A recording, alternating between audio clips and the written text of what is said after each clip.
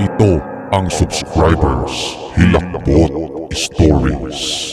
Isa na namang nakakahilakbot na gabi sa inyong lahat at welcome dito po sa SHS segment ng Hilakbot YouTube channel. Maraming salamat sa mga baguhan at lalong-lalo na sa mga regular natin na mga tigapakinig na sa puntong ito ay nakaabot sa ating premiere o kaya mga nanonood sa team replay. Maraming salamat. As usual, 3 kwento na naman po ang ating pagkukwentuhan ngayon dito po sa segment ng SHS. Mga kwentong ipinadala sa sindakstories2008@gmail.com at sa puntong ito, kwento na galing kina Rose, Sam at Roan ang bibida po sa ating SHS ngayong gabing ito. So eto na, umpisahan natin mula po sa isa sa ating mga silent listeners sa Davao City. Ayan, magandang gabi po sa lahat ng mga nakikinig, lalong-lalo na daw po sa mga tiga Davao City. Ako po si Rose at gusto ko lamang pong ibahagi sa inyo ang experience ni Mama nung bata pa sila ng uncle ko.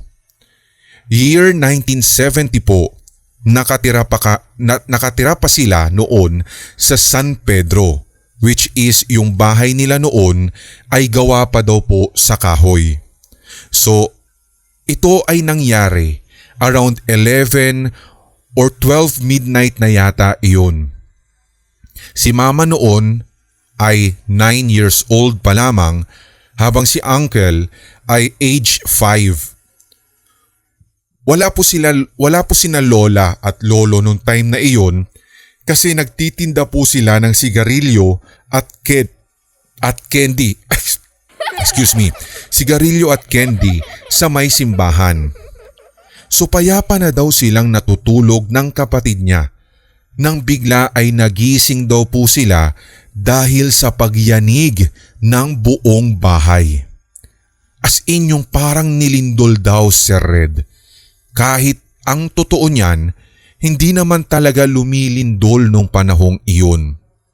So sa takot nila, nagtago daw sila sa ilalim ng lamesa na magkayakap habang nag-iiyakan dahil sa takot. Hanggang sa dumating na nga po sina lolo at lola at nadatnan po silang magkapatid sa ganoong sitwasyon. Kinabukasan, nagkuwento yung kapitbahay nila na meron pong third eye dahil nung time daw na nangyari yung katatakutang karanasan na ito, kina Mama at kay Uncle, ay nanonood daw po siya ng telebisyon nang yumanig din daw pala yung bahay nila. Ito yung dahilan kung bakit napasilip din daw po siya sa bintana at nagulat na lamang siya sa kanyang nakita. May nakita daw siya na hindi lang isa, hindi lang 3, kundi parang grupo ng 7 hanggang 10 tikbalang na dumadaan sa tabi ng bahay nila. Kaya pala yumanig yung bahay kasi nasasagi nila sa sampayan nasasagi nila yung sampayan na nakakonek sa bahay ni na Mama at sa bahay nung kapitbahay. At nakita din niya na meron din daw na isang tikbalang na sumisilip sa bintana ni na Mama. Kaya simula noon, maaga nang umuwi sina lolo at lola at nilapat na din nila yung sampayan nila. Sa katunayan, Sir Red, ay hindi lamang ito ang nais kong i-share sa inyo. Ito namang susunod ay kwento ng partner ko at naganap noong 2014 nang mag-champion sila sa liga ng basketball doon sa lugar nila sa Agusan del Sur. So nagdesisyon sila ng ka-teammate niya at yung coach daw. Coach.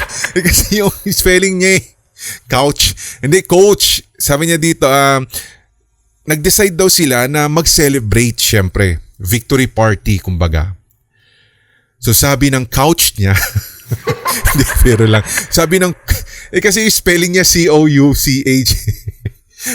Paano ba basahin? Coach, yun, okay. Sabi niya, ayon sa coach nila, 3:30 AM na daw sila magkikita sa purok kasi magkakatay at magluluto sila ng lechong baboy. Kaya yung partner ko, dakong 3:00 ng madaling araw ay umalis na siya sa bahay nila. Since may kalayuan nga po yung purok kung saan sila magmi-meet up nung panahon na iyon, at saka bukod pa doon, Sir Red, ay madilim talaga sa kanila kasi nga yung street lights nila ay nasa main road lamang. Kaya ang dala niya ay flashlight ng lighter niya at nagsimula na lamang po siyang maglakad nang meron po siyang naaninag naman na grupo ng tao na nakasuot ng kulay puti. Naglalakad daw sa may kalsada ang grupong iyon at pare-pareho po sila na may dala na mga nakasinding kandila. Ngunit, hindi po iyon yung kanyang ipinagtaka. Ang natatandaan ko sa kwento ng aking partner Sir Red ay nung oras daw na makita niya yung nagsisipagdaanan na mga grupong iyon na may dalang kandila na tila nagpuprosesyon. Nung una ay parang natuwa pa daw po siya kasi may kasabay na siya. Pero bigla daw doon ay napatigil din siya at nagkaroon ng agam-agam sapagkat paanong magkakaroon ng tao na ganun karami doon sa lugar na iyon ng 3:00 ng madaling araw. Wala din naman po siyang nalalaman kung meron bang prosesyon ng sandaling iyon kung kaya't isa rin po yun sa mga tila humati sa kanyang pag-aalala o sa isipin. Hanggang sa nag-decide na nga daw po yung partner ko, Sir Red, na magtago sa halamanan at hinintay niya na magsipagdaanan o makalagpas ang mga taong iyon. Nang nakadaan na nga daw po sa kanyang harap, tinignan niya ang mga iyon. Pero wala po siya ni isa na maaninag na mga muka at ang tanging nakikita lamang po niya ay parang nag-uusal daw ng dasal ang mga taong iyon sa wikang hindi niya maintindihan. Nang makalagpas na nga po sa kanya ang buong grupo, dala din ng kuryosidad ay sinundan niya iyon kung saan sila papatungo. Nang lumiko na daw ang mga tao, nang lumiko na daw ang mga tao, naglalakad sa madilim na kanto, bigla daw itong nawala. As in walang trace na merong lumiko o merong nagtungo kahit isang tao sa kanyang pinagsundan. Ano daw? Sa kanyang lugar sa lugar na kung saan siya sumunod. Kasi sinundan daw niya, 'di ba, yung grupo. So out of curiosity 'yon eh. So as in ang bumungad lamang daw sa kanya ay walang iba kundi madilim na kakahuyan at doon ay tinubuan po siya agad ng hilakbot. Kaya ganun na lang ang karipas ng kanyang takbo pauwi sa bahay.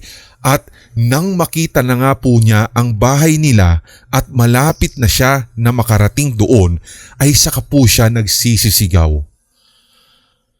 Ang mama at papa, nang nakarating siya sa kanila, ay napatanong. Bakit daw siya nagsisisigaw at napansin siya ng kanyang ina na namumutla. Nang sumagot nga po yung partner ko sa kanyang mga magulang, nagkanda utal-utal pa daw po siya ng sagot hanggang sa unti-unti ay naging klaro kalaunan na meron siyang mga nakitang taong nakaputi pero bigla na lamang nawala pagdating sa may kanto. Sinabihan na lamang daw siya ng kanyang ina na sa umaga na lamang daw pumunta doon sa purok. Kaya 6 AM na daw siya nakarating sa meeting place kung saan maliwanag na ang daan. Maraming salamat Sir Red at sa punto pa lang po na napili ninyo o nag-reply ang inyong admin sa aking kwento ay malaking bagay na po sa akin. Once again, thank you at marami pa po akong nais i-share sa inyo soon kapag meron na po akong oras na magsulat. Grabe. Ayan. Kung nakikita, pinagpawisan ako sa kwento ni Rose ano. Pero kung tutusin, kayo, anong bang nakikita ninyo sa kwento ni Rose? Kayo ba'y naniniwala sa kwento ni Rose? Or, hindi to question na mayroong parang nagda-doubt ako sa kwento niya. Pero alam ko kasi alam mo kapag nagnanarrate ka ng mga kwento, kahit sabi mo na fiction man yan or kahit alam mo yung totoo, ganyan. Mararamdaman mo kung sincere talaga kasi alam nyo kung paano. Kayo din, kung alam ba may mga kapatid din tayo sa horror narration, alam ko na maiintindihan nila ito Mararamdaman mo na sincere yung kwento, totoo yung kwento kapag yung flow ng istorya niya, alam mo yun yung nailahad niya ng maayos.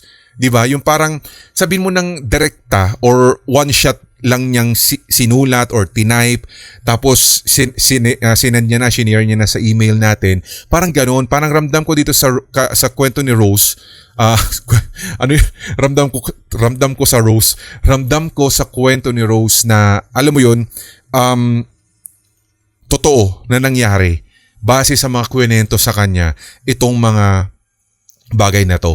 Natanong ko lang sa inyo guys kasi gusto ko lang malaman kasi iba-iba tayo ng atake pagdating sa ganyan Yung iba kasi sasabihin nila gawa-gawa lang para mapili o kaya sabihin na lamang nila na parang paano nangyari yun alas 3 magmi-meet up parang something like that para masabi lang na gawa-gawa lang siya, di ba? Mga katulad nun. Nasa sender na rin po yan kung talagang ano ba yung gusto niyang ipalabas, iparating dahil ako lamang po ay nagbabasa lang ng kuwento dito po syempre sa ating SHS segment. But tulad nga ng nasabi ko, goods tayo kay Rose sa first sender natin. Sana may chance ka pa na makapagsulat para nang sa ganon madugtungan yung iba pang mga kwento na iyong naipadala dito po sa ating channel. Ayan. Next story, actually second story pa lamang po ito. Welcome sa lahat ng mga nakikinig o kaya nanonood po sa ating SHS. Ayan, bidang-bida yung mikropono na iyan, courtesy ng isa sa ating mga producer. Ayan. Anyway, eto na. Puntahan natin ang kwento ni Sam. Sabi niya, gusto lamang daw po niyang ikwento dito ang na-experience ng someone I know tungkol sa university. Pero hindi ko na po sasabihin yung pangalan daw ng universidad na iyon. Ayan. So yung school po namin ay rectangular na may quadrangle sa gitna which is puro grass and plants sa gilid. Doon po sa second floor, ang pinaka kinatatakutan ng ibang students because ang school namin ay meron pong history of I think nag-dissect daw ng tao. Hindi naman po ako sure pero as far as I know, isang bangkay na hindi na daw po clean ng family. So, yun yung ginawa o ginamit daw po na parang siguro dissect katulad ng mga ginagawa ng mga nag-aaral, mga studies about anatomy, di ba mga katulad yan sa nursing. Alam ko ginagawa nila to But anyway, sabi niya dito, marami na po akong naririnig na mga kwentong kakaiba tungkol sa aming school.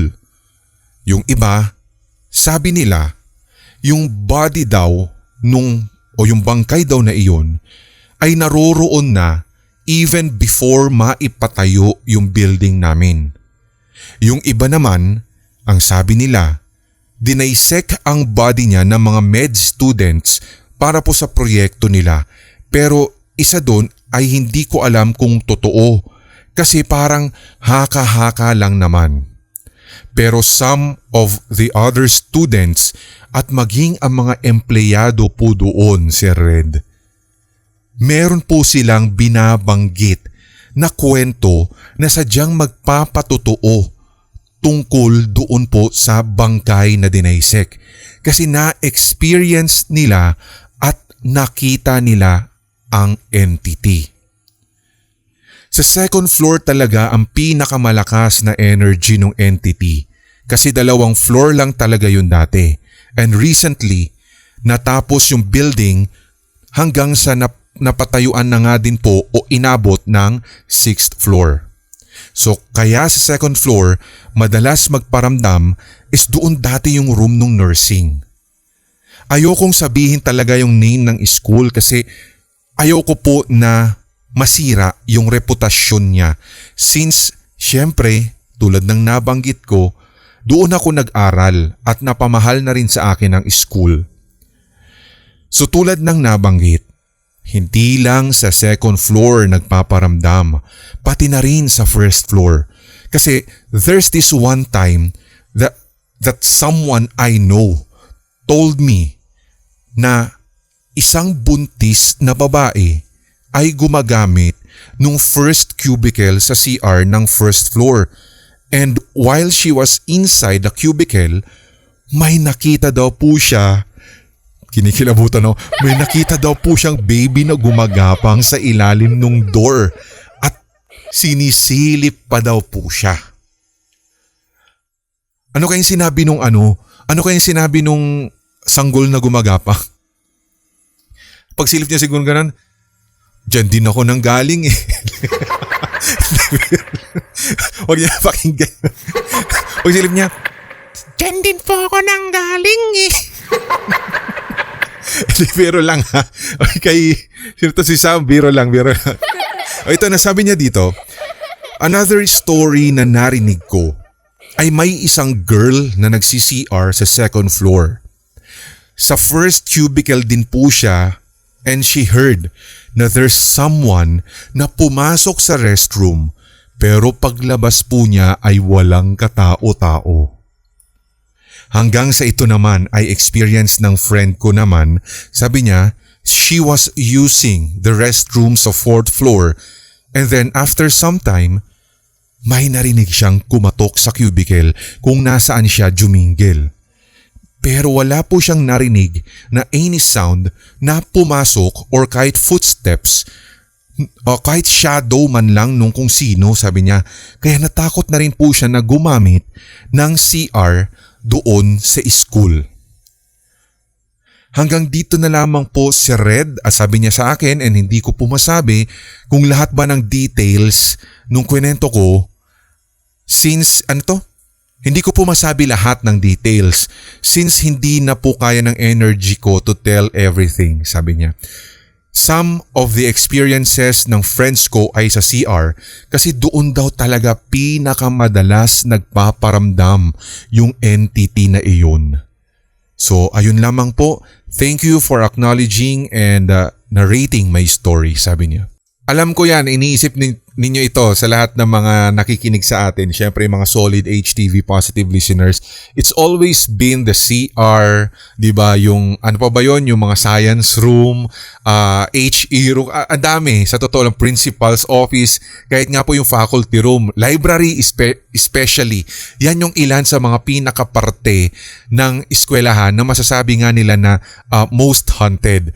Even the hallways, lalo na kapag halimbawa o kaya corridors, kapag halimbawa wala nang nagkaklase, wala nang pasok, di ba? At saka tanging mga janitors na lamang yon. Kahit nga sabi ko nga sa inyo, dito po sa kwentong ibinahagi sa atin dito ni Sam, medyo kinilabutan ako, lalong-lalo na doon sa part na yan, yung parang may dinaysek, tas hindi alam kung yun ba talaga yung naging dahilan kung bakit naging parang tampulan o kaya tambayan ng mga hindi mo mawari mga espiritu o mga ligaw na kaluluwa yung eskwelahan nilang yan. Tapos ang hindi lamang po yan, speaking ng katawan o yung parang mga dinadaysek na mga ganyan. Kung natatandaan ninyo, meron din kaming hinango nung nag-meeting kami nila Draven Black. Namimiss na rin natin itong paboritong writer natin na to. Naging busy na rin eh. Meron na rin kaming kwento dyan kung hindi mo matatanda, kababalaghan sa science room kung hindi ako nagkakamali dun sa kanyang huling gabi ng lagim batch. Diba na parang dyan din namin hinango yan eh. Naka-display sa science room which is alam mo yon, totoo palang skeletal system ng tao. Yun naman yun, parang dyan naman hinango kasi Marami pa sana siyang gustong i-insert na mga gory scenes doon. Pero ginawa na lang natin skeletal system na lang din, di ba? Pakinggan nyo na lang yung Gabi ng Lagim playlist. But anyway, marami na naman ako nasabi. Ito naman tayo kay Roan. Hindi po niya tunay na pangalan. Ibinahagi din sa sindakstories2008@gmail.com. Hello po sa mga channel members. Mamaya acknowledge natin yung mga pangalan ninyo sa ending ng ating video at ganoon na rin sa mga regular listeners, maraming salamat. Ganito po talaga tayo sa ating SHS, tamang kwentuhan lang at alam nyo naman na kung bakit bago pa man nagkaroon po ng mga, alam mo yun, yung mga AI, ano daw, ganyan. Alam nyo na kung bakit natin nilunsad ang SHS at isa yun sa pinakadahilan kung bakit. Diba? Ngayon gagawin natin na parang as regular na ganito, kaya bibigyan natin ng oras hanggang sa recording. But anyway, eto na. Active listener daw po siya sa ating podcast noong 2020, lalong-lalo na noong nagka-pandemic. Siya daw po si Ann na lang daw, wag na lang daw Roan, kundi Ann for short. Galing po siya ng Valenzuela. Sa story number 3 natin ay ito po BPO company naman sa Manila ang naging setting. Nung siya daw po ay naging trainer at hindi na daw po niya babanggitin kung anong pangalan. I was conducting the first day of training nung time na iyon and nagtanong ako sa aking mga tinitrain na bilangin ang mga sarili nila. I was expecting 22 people. Kaya nagulat ako nang mayroon pong nagsabing 23. Excited na excited pa yung boses. So pinaulit ko sa kanila. Dahil talagang masasabi ko talaga, Sir Red, na sure ako na 22 lang ang tao sa loob. And then again, after 20 seconds, another person yelled, 23! And this time, yung boses po niya ay parang nang iinis. So tumayo ako at ako na yung nagbilang. My list was correct. 22 lang sila. Napatingin sa akin yung isang trainee noon pero nginitian ko na lang kasi parang yung tingin niya sa akin ay sumasalungat sa kanyang pagngiti. Yung tingin po niya ay parang teary-eyed tapos alam mo yung parang natatakot o kaya kinikilabutan siya. Parang ganun kasi Sir Red yung aking nakikita doon po sa doon po sa trainee na yon. So sabi niya dito, on the 19th day ng training, eve of their graduation, I felt something odd sa loob ng training room pagkapasok ko. I am always the first person to come in our room at around 4:30 a.m. or 5 since nag-i-start yung training at 6. So nung pagkapasok ko doon, parang alam niyo yung feeling na hindi ka welcome. Tumingin ako sa buong paligid pero wala akong nakita. Binuksan ko yung ilaw and I connected my phone right away sa speakers at nagplay ako ng music since natakot talaga ako. Siguro may 20 minutes na akong nagtatrabaho nang meron po akong na-feel na may na-feel akong parang muka na lumapit sa right side ng face ko na parang sinisilip kung anong ginagawa ko sa PC. Lumingon ako pero wala akong nakita and nag-work na lang ako pero aminado ako. Natatakot na ako nung time na yun. Maybe umabot na hanggang 20 minutes, nararamdaman ko pa rin yung feeling. Pero nararamdaman ko habang tumatagal na parang may tug sa buhok and parang hinawi. Tumayo ako, I grabbed my phone and bag at nagmadali talaga akong lumabas. Bumaba ako ng building namin at nagpunta ako ng 7-Eleven para bumili ng kape. And after a few minutes, nakita ko yung isa kong trainee na pumasok na store at sumabay na ako sa kanya pabalik ng building. And after that, wala na po akong naramdaman. Maraming salamat Sir Red sa pag-share ng kwento kong ito tapos may pa-heart-heart pa siya. Paano ba yung pa-heart-heart? Ayan, salamat din. So alam niyo na yan guys, kapag sinabing BPO, it's always the Junjun. Sino po ba yung iba pang tawag nila doon? Chichi. Di ba may mga katawagan sila eh. Pero alam nyo ba, meron ako nakita dito na isang, actually ganun din ako, nagtrabaho din ako sa, tag dito sa BPO dati. Lagi ko naririnig din yung kwento ni Junjun, pero hindi pa naman ako naka-experience except sa kababalaghan sa elevator na kung bakit. Ito totoo to na hindi lang na-realize kundi talaga na-experience ko siya personal, na mag-isa ako tas tumigil ng kusa doon sa, alam mo yon, sa palapag na walang katao-tao, wala talaga nagre-rent, walang kahit na sino. Kaya talagang bubulaga sa'yo pagkabukas yung kadiliman ng mismong floor na yon. Tapos marirealize mo na yun yung 13th, 14th, kasi yung iba kadalasan sa mga building, alam mo yan, binabypass nila ang 13, 14, kaya minsan may kita mo 15 na ang pipindutin mo doon. Well, in fact, yung 15, yun yung 13. Diba? Kaya yan, alam niya na yan kung bakit. Laging malas ang 13, hindi dapat magkaroon yan sa building dahil malas.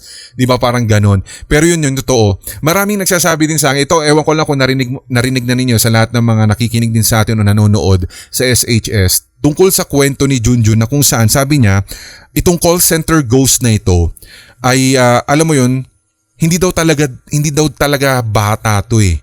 'Di ba? Hindi rin Junjun yung pangalan niya dahil pinangalanan lang siyang gano'n. Hanggang sa napagpasa-pasa, kaya parang ay may multo na dyan si Junjun. Alam niya na laging pinapangalanan ang mga ghost or yung mga ganyang klaseng mga entity. Sabi nila, isa daw siya sa mga agent o dating nagtrabaho sa call center na alam mo yun na nang hima sa kasama niyang natutulog din sa quarters, kaya pinagbubugbog hanggang sa mamatay.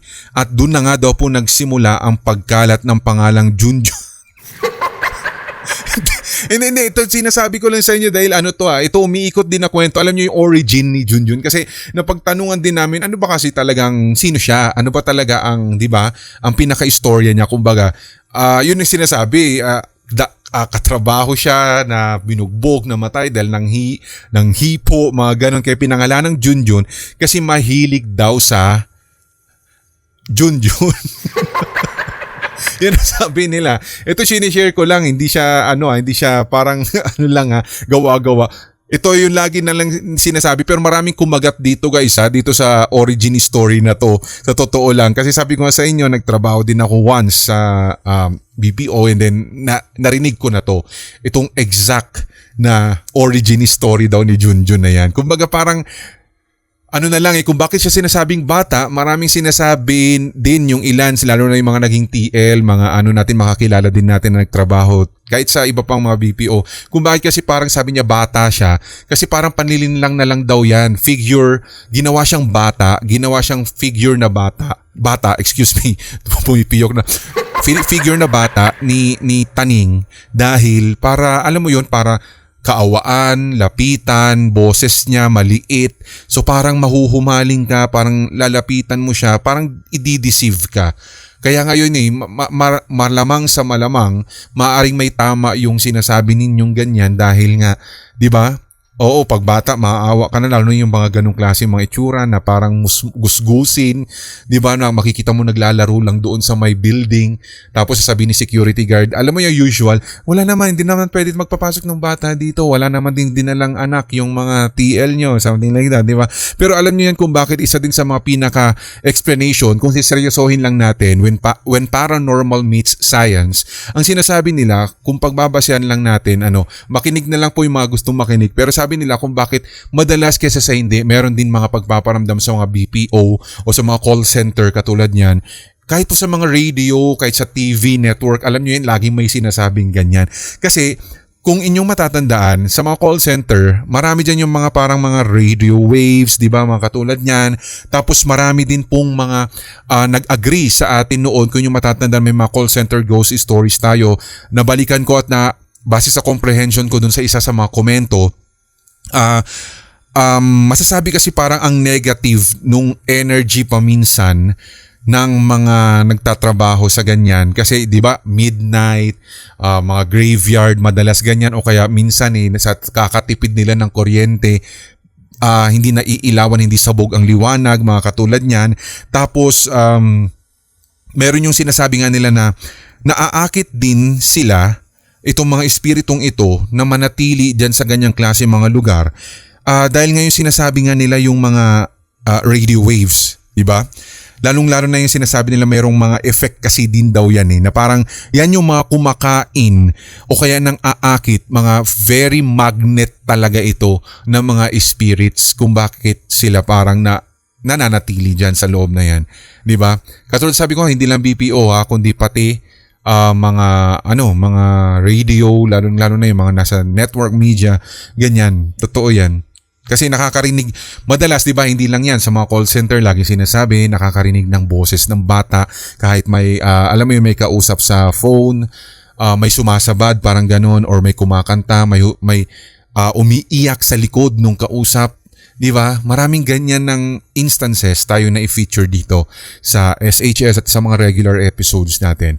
Hanapin nyo na lang yung call center ghost stories or call center horror stories ata yun. May compilation na rin po tayo tungkol dyan. So abangan. Tingnan nyo na lang po, hanapin nyo na lang sa search, and then mapakinggan ninyo yung ating compilation na yan. Okay? Maraming salamat sa lahat ng mga solid HTV positive listeners, mga regular silent listeners. Maraming salamat po sa inyo. At ganoon na rin syempre sa lahat din ng mga channel members natin. Once again, ina-acknowledge natin yan. Kung nakasama mga pangalan nyo dyan, kung hindi pa po nakasama, kasi para as of June 21 yan. Ayan, i-update ng editor natin. So maraming salamat dahil naririyan pa rin kayo, kapit na kapit sa matigas at himas na himas sa matulas. Hanggang sa susunod nating kwentuhan guys, tumutok lamang kayo dito po sa Hilakbot YouTube channel. Hindi lang po dito sa subscribers Hilakbot Stories, kundi pati sa mga iba pa nating ilalabas na mga series at mga compilation, mga regular episodes. Ako pong muli si Red, hanggang sa susunod na episode. Tuloy-tuloy lamang ang hawaan para wala ng galingan at lahat tayo ay solid. HTV Positive. I love you. May mga kwentong kababalaghan o mga karanasan kang kahilahilakbot na nagmumulto sa iyong memorya? Ibahagi na yan sa pamamagitan ng voice message o kaya i-type at i-send sa sindakstories2008@gmail.com. Maaari ring i-private message sa Hilakbot TV Facebook page. Ito ang Subscribers Hilakbot Stories.